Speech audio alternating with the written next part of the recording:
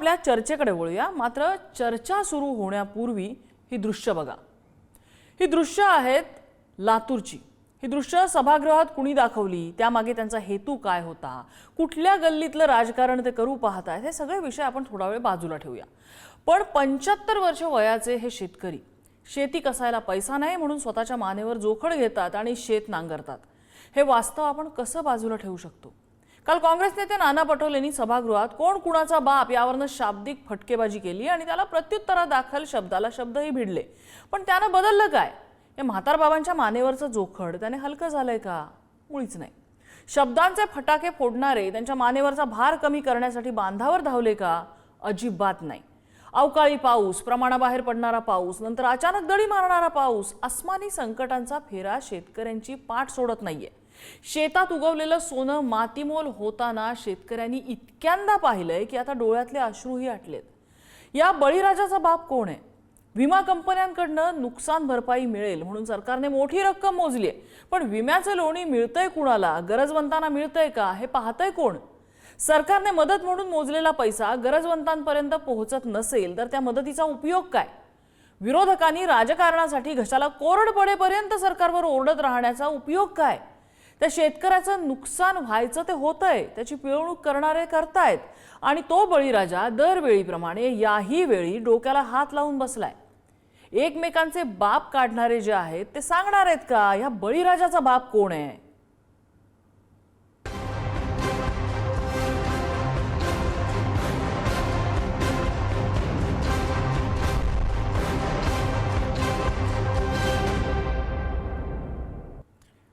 आज विरोधकांनी हाच या म्हातारबाबांचा खांद्यावर जोखड घेतलेला व्हिडिओ सभागृहामध्ये दाखवला आणि त्याच्यावरनं बरंच शाब्दिक रणांगण तापलेलं होतं। काय काय प्रतिक्रिया उमटलेल्या आहेत आपण काही प्रातिनिधिक बघूया। सत्ताधारी आणि विरोधकांच्या प्रतिक्रिया। बैल नाही म्हणून स्वतःला जुंपून घेतो। ज्या ठिकाणी आज मोठ्या प्रमाणामध्ये अध्यक्ष महोदय आत्महत्या होत आहेत, या संदर्भामध्ये चर्चा झाली पाहिजे। अध्यक्ष महोदय, शेतकऱ्याशिवाय दुसरा कुठला प्रश्न महत्त्वाचा असू शकतो या सदनामध्ये? कारण महाराष्ट्र आता सर्वात जास्त शेतकऱ्यांचा आत्महत्या करणारे शेतकऱ्यांचं राज्य झालंय। रोज शेतकरी आत्महत्या करतोय अध्यक्ष महोदय। मी स्थगन दिला त्यामध्ये पात्र सुद्धा त्यांना करत नाही, अपात्र करून मदतीपासून वंचित ठेवला जातं अध्यक्ष महोदय।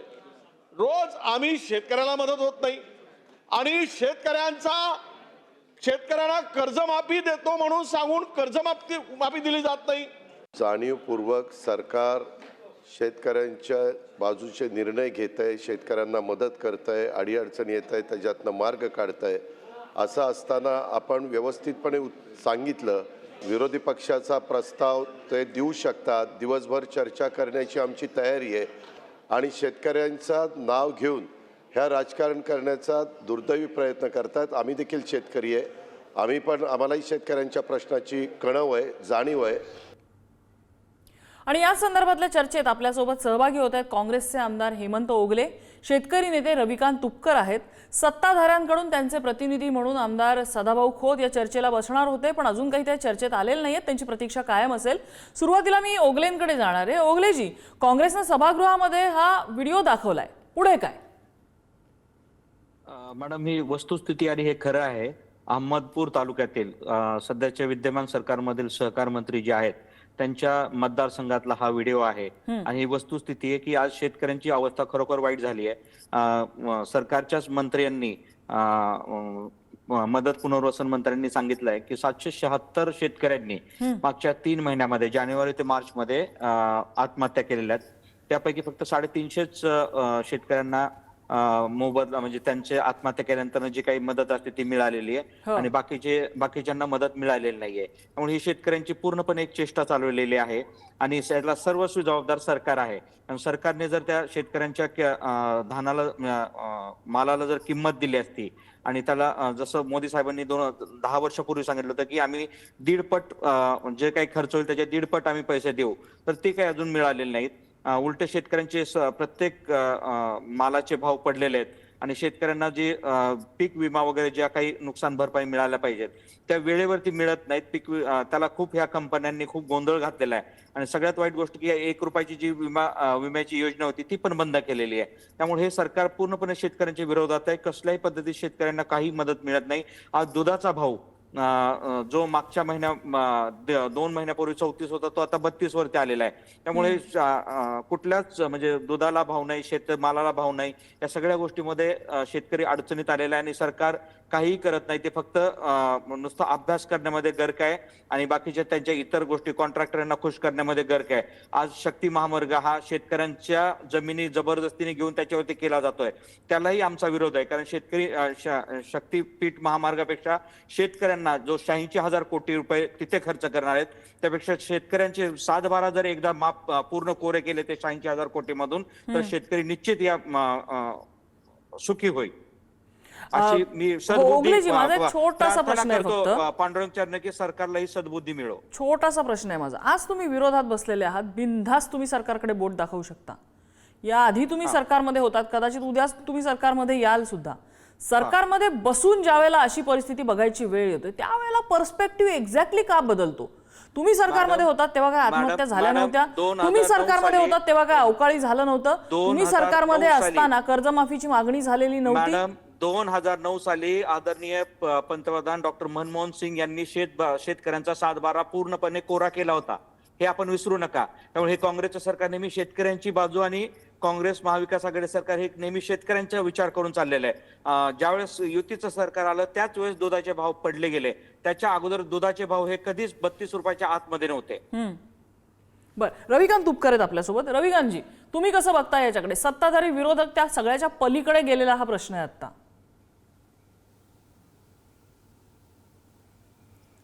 नाही, तो जो लातूरचा व्हिडिओ सगळीकडे व्हायरल झाला आहे, एक वयस्कर शेतकरी स्वतः औत ओढतायत आणि त्यांची बायको ती आजी बिचारी मागणं आहे. हा व्हिडिओ बघितल्यावर तर कुठल्याही संवेदनशील माणसाच्या डोळ्यात पाणी येईल आणि ही वस्तुस्थिती आहे. याच्यात राजकारण करण्याचा काही प्रश्न नाही. माझं सरकारला एकच सांगणं आहे किंवा विरोधी पक्षालाही, आणि म्हणजे तुम्ही जो विषय काढला की सगळे पक्ष सारखेच आहेत, विरोधात असले की यांना शेतकऱ्यांचा कळवळा येतो. सत्तेवर गेले एकदा नवी मुंबईच्या पुढे यांची गाडी गेली की हे सगळे सत्ता सुंदरीच्या प्रेमात पडतात. मग शेतकऱ्यांचे प्रश्न फक्त कागदावर यांच्या दृष्टीने राहतात. आज वस्तुस्थिती काय आहे तर महाराष्ट्रातला शेतकरी मरणाच्या दारात उभा आहे, किंबहुना आत्महत्या करतोय. 10 शेतकरी रोज आत्महत्या करताय असं कॅबिनेट मंत्र्यांनी विधानसभेच्या सभागृहामध्ये सांगितलं. आम्ही काय मागतोय आता? ते बबनराव लोणीकर काय पद्धतीनं बोलले, शेतकऱ्यांना अपमानित केलं, आमचा मायबाप काढला आणि आमच्यामुळेच तुमच्या अंगावर कपडे. म्हणजे काय नरेंद्र मोदी पंतप्रधान व्हायच्या आधी का लोक काय भोंगळे फिरत होते का? लोकांच्या अंगावर कपडे नव्हते का? लाज वाटली पाहिजे यांना. आणि त्याच्यावरनं सभागृहामध्ये गोंधळ झाल्यावर पुन्हा सत्ताधारी मुजोरपणे त्यांची बाजू घेऊन बोलतात, ही अत्यंत दुर्दैवी आहे. आम्ही तुम्हाला 6,000 रुपये मागितले नाही, आम्ही तुम्हाला काही मागितलं नाही. आम्हाला फक्त आमच्या सोयाबीन कापसाला भाव द्या, ऊसाला भाव द्या, दुधाला भाव द्या, आमच्या शेतमालाला भाव द्या. आम्ही आयुष्यात तुमच्या दारात कर्जमाफी मागायला येणार नाही, कोणती योजना सुद्धा मागणार नाही. पण एका बाजूला आमच्या खिशावर लाखो रुपयांनी दरोडा घालायचा सोयाबीन कापसावर आणि त्याच्यातले 1,500 रुपये काढून लाडक्या बहिणीच्या आमच्या बहिणीला द्यायचे, असा सरकारचा अजेंडा आहे. सरकारने शेतकऱ्यांच्या प्रश्नावरचं राजकारण थांबवलं पाहिजे. या प्रश्नाकडे विरोधी पक्षानं प्रश्न उपस्थित केला म्हणून राजकारण करू नका. तर हा प्रश्न गंभीर आहे, संवेदनशील आहे. अजूनही सरकारला आमची विनंती आहे, कर्जमाफीसाठी समिती गठीत केली, काय ते डाटा गोळा करायचा आहे. सहकार विभागाकडे सगळा डाटा अपडेटेड असतो. डाटा गोळा करायसाठी काही समिती नेमायची गरजच नाही. सरकारने ठरवलं तर सरकार 2 दिवसात कर्जमुक्ती देऊ शकतं. सगळा डाटा सरकार जवळ आहे. सरकारने दिलेलं आश्वासन पाळत कर्जमुक्ती करावी.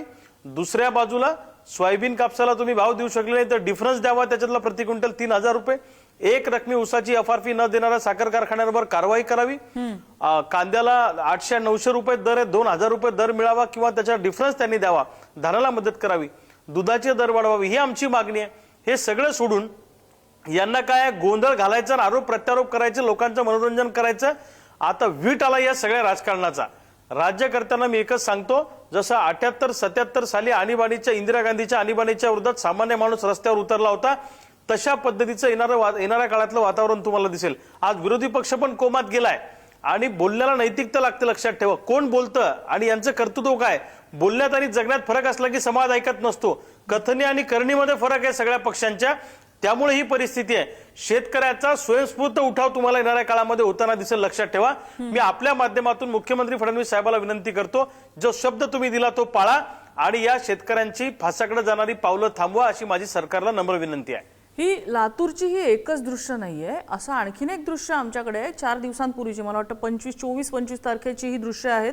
दुसरी नाशिकमधली, नाशिकच्या एका आदिवासी भागामध्ये, मला तर गावाचं नाव नाही लक्षात माझ्या, पण तिथे ह्या शेतकऱ्याने असंच, त्याच्याकडे बैल नाही आहेत म्हणून त्याने आपली म्हातारी आई आणि बायकोला तो नांगर पुढं, तो जोत पुढं ओढायला लावलेला आहे. आणि ही दृश्य बघा, हृदय पिळवटून टाकणारी. त्याच्या फाळाला दगड लागल्यानंतर त्या मायमाऊल्या कशा भेलकांडल्यात तिथं. म्हणजे हे दिसत नाहीये का, हे कळत नाहीये का? मला आज खरोखर इथे सरकारचे प्रतिनिधी हवे होते. त्यांनी का या चर्चेकडे पाठ फिरवली आहे किंवा ते कुठे अडकलेले आहेत मला माहिती नाही, पण सरकारचे प्रतिनिधी असले तर त्यांना हे प्रश्न विचारता येतील. प्रश्नाला सामोरच जायचं नाही असं करून चालणार नाहीये. मी ओगलेजी तुमच्याकडे जाते. कसं आहे, सरकार विरोधक ह्याच्यामध्ये आपण या एक क्षणी आपण बाजूला ठेवूया. तुम्ही लोकप्रतिनिधी आहात सगळे. लोकप्रतिनिधी म्हणून आपल्या शेतकऱ्यांपर्यंत सरकारी योजना पोहोचतायत का? आपल्या शेतकऱ्यांपर्यंत आपल्या मतदारसंघापुरतं बघावं फक्त विमा योग्य पद्धतीने पोहोचतोय का? त्यांच्यापर्यंत सरकारनं दिलेली कर्जमाफीची मदत पोहोचतेय का? हे मी प्रश्न अशासाठी विचारतेय कारण अगदी काही महिन्यांपूर्वी विमा घोटाळा निघालेला होता. मला वाटतं तुपकरजी त्यावेळेला तुमची आम्ही प्रतिक्रिया घेतलेली होती. 84,000 कोटीपेक्षा जास्त रकमेचा हा घोटाळा. कुठे जात आहेत, कुठे हे पैसे? ओगलेजी तुम्ही असाल माझ्यासोबत तर तुमच्याकडनं उत्तर हवंय म्हणून मी नंतर मी तुपकरांकडे जाईन. हॅलो, हा ओगलेजी बोला. हो, सरकारचं पूर्णपणे धोरण फसलेलं आहे शेतकऱ्यांच्या बाबतीत. कारण जो शेतकरी कायदा केला होता तो शेतकरी कायदा केंद्र सरकारलाही माघारी घ्यावा लागला. कायम शेतकऱ्यांवरतीच अन्याय करायचा असं एकंदरीत धोरण दिसतंय. आणि शेतकरी हा जगाचा पोशिंदा, ह्या भारताचा पोशिंदा, ह्या गोष्टीवरचा त्यांना विसर पडलेला आहे. पूर्णपणे कॉन्ट्रॅक्टर धार्जिने किंवा कंपन्यांच्या धार्जिन गेलेलं सरकार आहे. 70% जी लोकसंख्या आहे ही आपली शेती किंवा शेतीच्या गोष्टींवरती अवलंबून आहे, याचा विसर पडला गेलेला आहे. त्यामुळे आमची सरकारला विनंती की त्यांनी जी आश्वासन दिली होती, आम्ही हे म्हणत नाही की तुम्ही आमचा अजेंडा चालवा, त्यांचाच अजेंडा, त्यांनी जी आश्वासन दिली होती 2014ला किंवा आता आदरणीय फडणवीस साहेबांनी पण सांगितलं इलेक्शनच्या अगोदर की आम्ही पूर्ण कर्जमाफी देऊ. त्यानंतर तो शब्द परत फिरवला गेला की ती कर्जमाफी होणार नाही असं अजितदादा म्हटले. नंतर परत आता अधिवेशन सुरू होण्याच्या अगोदर फडणवीस साहेब म्हणले की आम्ही कर्जमाफीचा विचार करत आहोत. तर हा विचार आणि अभ्यास आता पूर्ण थांबवा.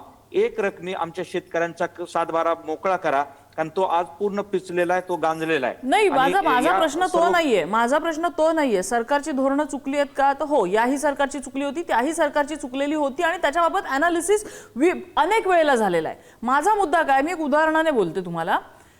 विम्याचा घोटाळा होतोय. विम्याची जी रक्कम आहे ती शेतकऱ्यापर्यंत पोहोचत नाही, काहीतरी क्लॉजेस काढले जातात आणि तो शेतकरी अपात्र ठरतो. पण त्याच वेळेला जो शेतकरी पात्र नाहीये त्याला 4-4, 5-5 सातबाऱ्यावरती ते विम्याची नुकसान भरपाई मिळते. दुसरी गोष्ट, सरकार कर्जमाफी करतंय, त्या अशा शेतकऱ्यांपर्यंत ती कर्जमाफी जाते जे जाणून बुजून कर्ज द्यायचं थांबवतायत स्वतःची ऐपत असताना सुद्धा. त्यांची कर्ज माफ होत आहेत, त्यांचे 7 बारे कोरे होत आहेत आणि जो खरा गरजवंत आहे तो अपात्र ठरतोय अशा गोष्टींना. लोकप्रतिनिधी म्हणून याच्यामध्ये कधी तुम्ही लक्ष घालणार आहात? आम्ही माध्यम, खरं तर इन्व्हेस्टिगेशन ही आमची जबाबदारी नसताना सुद्धा आमच्याकडे हा डेटा येतो, आम्ही कागदपत्रासह त्याच्या बातम्या दाखवतो आणि तुम्ही फक्त रिकामे आरोप करता. लोकप्रतिनिधी असून सुद्धा तुम्हाला नाही एखादी चौकशी स्वतःच्या दृष्टीने करावीशी वाटत? कागद प्रूफ घेऊन सरकारला विचारू नाही शकत तुम्ही जाब? ओगलेजी मॅडम, ह्या विषयावरती आपण बोलता हे एकदम सत्य परिस्थिती आहे. विमा कंपन्या ह्या प्रचंड फ्रॉड करतायत आणि ह्या पूर्ण विमा कंपन्या ह्या काही ठराविक लोकांना दिलेल्या आहेत. आमची विनंती असेल की न्यू इंडिया इन्शुरन्स कंपनी किंवा सरकारी कंपनी यांच्याकडे या विम्याचं काम देण्यात यावं. ह्या खाजगी विमा कंपन्यांनी पूर्ण आपला बाजार मांडलेला आहे आणि त्या माध्यमातून त्यांचा खेळ चाललेला आहे. आणि किती आपण मागे पाहिलं की काही वेळेस स्टिंग ऑपरेशन झालेले आहेत, परंतु त्याच्यामधून काही आउटपुट निघत नाहीत, कारण ह्या खाजगी कंपन्या पूर्ण लुटण्याचं काम करतात. त्या ठराविक लोकांना खुश करतात आणि बाकीचे जवळपास 80% लोकांना विमा मिळत नाही. ही आजची वस्तुस्थिती आहे. आणि त्याच्यामध्ये आपण हवामान आधारित विमा वगैरे तिथली वस्तुस्थिती न पाहता हवामान आधारित विमा सगळीकडे सारखं वातावरण असतं असं नाही. कारण आज मुंबईमध्ये पाऊस आहे, मुंबईपासून थोडंसं 2 किलोमीटर बाहेर गेलं की तिथं पाऊस नाहीये, अशी परिस्थिती आहे. त्यामुळे हा हवामान आधारित जो काही प्रकार चाललेला आहे तो एकदम चुकीचा आहे. तिथली वस्तुस्थिती घेऊन लगेच त्वरित ते पैसे जमा झाले पाहिजेत, कारण ते पैसे आज मी माझ्या मतदारसंघामध्ये रोज फोन करतोय, मी आपल्याला पत्र दाखवतो आणि मी माननीय मुख्यमंत्री आणि कृषी मंत्र्यांना लिहिलेले पत्र दाखवतो की आमच्या शेतकऱ्यांचा विमा त्वरित देण्यासाठी संबंधितांना आदेश व्हावेत. हे मी मागच्या आठवड्यात माननीय कृषी मंत्र्यांना भेटून पत्र दिलेलं आहे आणि ह्या विमा कंपन्यांनी जो काही खेळ केलेला आहे तो अत्यंत घृणास्पद आहे. त्यामुळे ह्या विमा कंपन्या सर्व सरकारी कंपन्यांकडे स्थानांतरित व्हाव्यात, जेणेकरून या खाजगी कंपन्यांना चाप बसेल आणि सरकारी कंपन्या व्यवस्थित चालतील आणि त्या नुकसान भरपाई देतात सरकारी कंपन्या, परंतु ह्या खाजगी कंपन्या काहीतरी काढून पैसे कसे बुडवता येईल एवढंच बघतात. कसं आहे ओगलेजी, याच्यामध्ये ना आपल्याकडे मराठीत एक खूप छान म्हण आहे, बाप दाखव नाही तर श्राद्ध घाल. नुसतं पत्र देऊन नुसते आरोप करून काही होत नसतं. सरकारला कागदोपत्री पुरावा दाखवला आणि त्यांना सांगितलं हे आमच्याकडे हा डेटा आहे, हा एकतर चूक आहे म्हणून दाखवा, नाहीतर तुम्ही चुकलाय ते मान्य करा, असं त्यांना जाब विचारला पाहिजे. आम्ही यादीसहित, शेतकऱ्यांच्या यादीसहित हे सगळं सबमिट केलेलं आहे. का फॉलोअप झाला नाही मग त्याचा?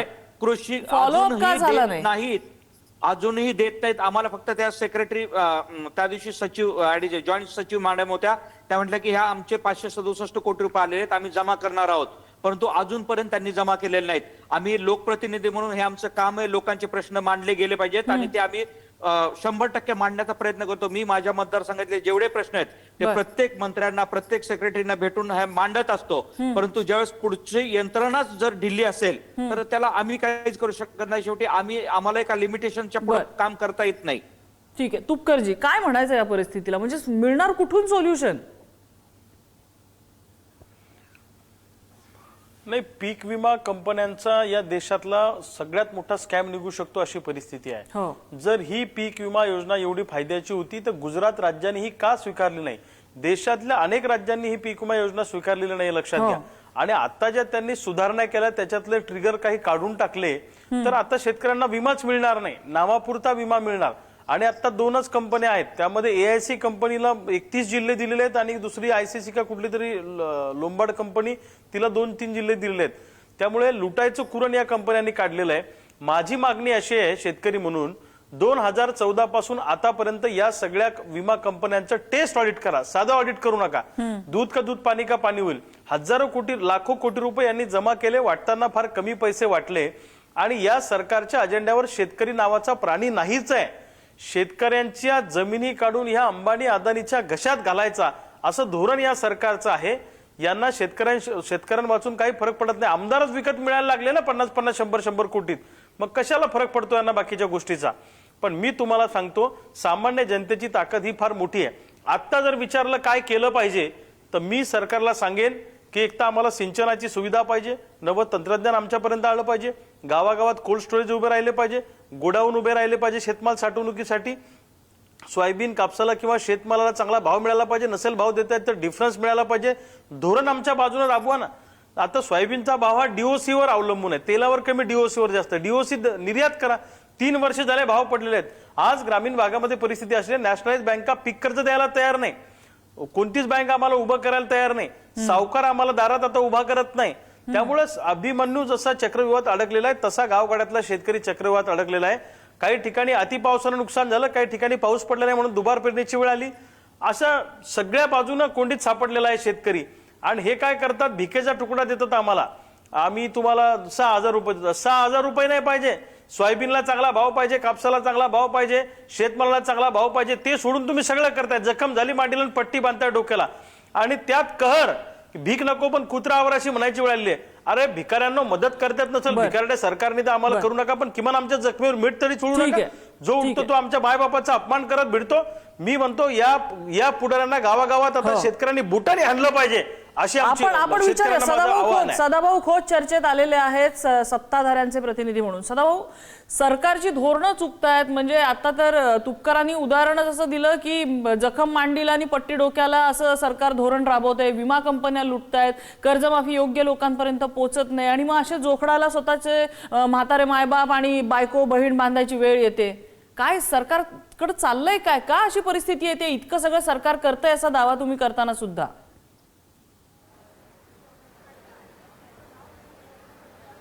मी तुम्हाला एक सांगतो की राज्य सरकारनं चांगले अनेक निर्णय या ठिकाणी घेतलेले आहेत. यामध्ये तुमच्या लक्षात येईल की 7.5 HP पर्यंत शेतकऱ्यांना वीज मोफत देण्याचा ऐतिहासिक निर्णय सरकारने घेतला. त्याच्याबरोबर राज्यामधल्या शेतकऱ्यांना शेतीला पाणी मुबलक मिळालं पाहिजे म्हणून जलसिंचन योजनेला राज्यामध्ये मोठ्या प्रमाणामध्ये गती देण्याचा निर्णय राज्य सरकारने घेतला. नमो किसान योजनेच्या माध्यमातून शेतकऱ्याला मदत करण्याचा निर्णय सरकारने घेतला. पाठीमागच्या सरकारचा सगळ्या कालखंड जर बघितला तर त्याच्यापेक्षा कितीतरी भरीव पद्धतीनं मदत करण्याचा निर्णय किंवा भूमिका सरकारने घेतली. जलयुक्त शिवारसारखी योजना या राज्यामध्ये राबवली गेली. आता एक गोष्ट खरी आहे की शेतकरी विरोधी जे काही कायदे आहेत हे कायदे देशाला स्वातंत्र्य मिळाल्यानंतर काँग्रेसनं शेतकऱ्याच्या विरोधामध्ये कायदे निर्माण केले आणि ते शेड्यूल 9 मध्ये टाकले की ज्याला न्यायालयामध्ये दाद मागता येत नाही. आणि या विरोधामध्ये खऱ्या अर्थानं शेतकरी चळवळीतल्या नेत्यांनी अभ्यासपूर्ण काम करणं गरजेचं आहे. आयात निर्यात धोरण याचा फटका शेतकऱ्याच्या शेतमालाला बसता सदाभाऊ, तुम्ही स्वतः चळवळीतले नेते आहात. तुम्ही शेतकऱ्यांसाठी रस्त्यावर किती लढे दिलेले आहेत ना, ते आम्ही सगळ्यांनी बघितले. तिथे रविकांत तुपकर आहेत, ओगलेजी आहेत, सगळ्यांनी बघितले तुम्ही किती लढे दिलेत. ते मुद्दा असा आहे, मोफत वीज देऊन शेतकऱ्याच्या खात्यावरती 6,000 रुपये येऊन सुद्धा शेतकऱ्याच्या मानेवरचं जोखड नाही ना आपण रोखू शकत. शेतकऱ्याला जो विमा मिळाला पाहिजे तो त्याच्यापर्यंत पोहोचत नाहीये. ही वस्तुस्थिती आपण नाही थांबवू शकत. शेतकऱ्याच्या डोळ्यातलं पाणी नाही थांबत आहे म्हटल्यावर कुठंतरी चुकतंय. ते काय चुकतं हे सरकार कधी बघणार? नाही, एक गोष्ट आपल्याला नाही, ऍड अँड कव्हर जो जोखमीच्या 4 बाबी होत्या त्या नवीन पीक विमा योजनेमधून वगळल्या गेल्या. याच्यावरती काल मी सविस्तरपणानं सभागृहामध्ये मांडलेलं आहे आणि मी स्पष्टपणानं या ठिकाणी भूमिका घेत असताना सांगितलं की अतिवृष्टी झाली किंवा नैसर्गिक आपत्ती आली अशा वेळेला शेतकऱ्याला विमा मिळणं अत्यंत गरजेचं आहे की ज्या 4 बाबी त्या ठिकाणी वगळल्या गेलेल्या. काय होतं की बऱ्याच वेळा की सुटाबुटातले बाबू हे धोरण ठरवत असतात ज्यांचा शेतीशी संबंध नाही, पेरणी कधी करावी कशी करावी त्याला माहित नाही, ते धोरण ठरवतात. आणि म्हणून यावर्षी पीक विम्यामध्ये जो बदल केला तो बदल करत असताना ज्या पूर्वीच्या 4 बाबी वगळल्या गेलेल्या आहेत त्याचा समावेश झाला पाहिजे. म्हणजे त्याच्यामध्ये पिकाची पेरणी किंवा लावणी न झाल्यामुळं पूर्वी नुकसान भरपाई मिळत होती. आता मात्र त्या नुकसान भरपाईपासून शेतकरी वंचित राहणार आहे. आणि याची मांडणी काल मी सविस्तरपणानं सभागृहामध्ये केलेली आहे आणि कृषी मंत्र्यांनी सांगितलं की आम्ही बैठक लावतो. निश्चितपणानं या भूमिकेला नाही, अगदी शेतकरी तुम्ही हा जो मुद्दा मांडलाय हा खूप महत्वाचा आहे. की सुटाबुटातल्या बाबू जर शेतकऱ्यांची धोरणं ठरवत असतील तर त्या शेतकऱ्यापर्यंत किती सरकारी मदत पोहोचणार आहे ही जरा शंकाच आहे. पण सदाभाऊ, तुमच्यासारख्या नेत्यांनी इनिशिएटिव्ह घेतला पाहिजे. तुम्ही आता सरकारमध्ये आहात, आवाज उठवला पाहिजे. शेतकऱ्याला नेमकं काय हवंय हे तुम्ही रस्त्यावरती शेतकऱ्यासाठी लढलेल्या नेत्यांना माहिती आहे. आणि हे नेते ज्या वेळेला पुढे येतील, शेतकऱ्याचं दुःख खऱ्या अर्थाने जेव्हा कळेल, त्याची वेदना कळेल, मानेवर जोखड घ्यायचं वजन किती असतं हे कळेल. आपली बायको किंवा म्हातारी आई जेव्हा ते जोखड घेऊन पुढे जात असते आणि त्या फाळाला दगड लागतो त्यावेळेला किती वेदना मानेला आणि त्या खांद्याला होते हे ज्याला माहिती आहे ना, हे जेव्हा कळणारी माणसं या पॉलिसीज ठरवतील ना त्यावेळेला शेतकऱ्यापर्यंत थोडं काहीतरी पोहोचेल अशी अपेक्षा आहे. बाकी पाऊस पाणी तर आपण थांबवू शकत नाही, पण शेतकऱ्याच्या डोळ्यातलं पाणी थांबवण्यासाठी नक्कीच ताकद या सरकारमध्ये आहे, जी सरकार कधी वापरणार आहे याची प्रतीक्षा असेल. या चर्चेसाठी सगळ्या मान्यवरांनी वेळ दिला. सगळ्यांचे आभार. आजचा धुळा इथेच थांबलाय.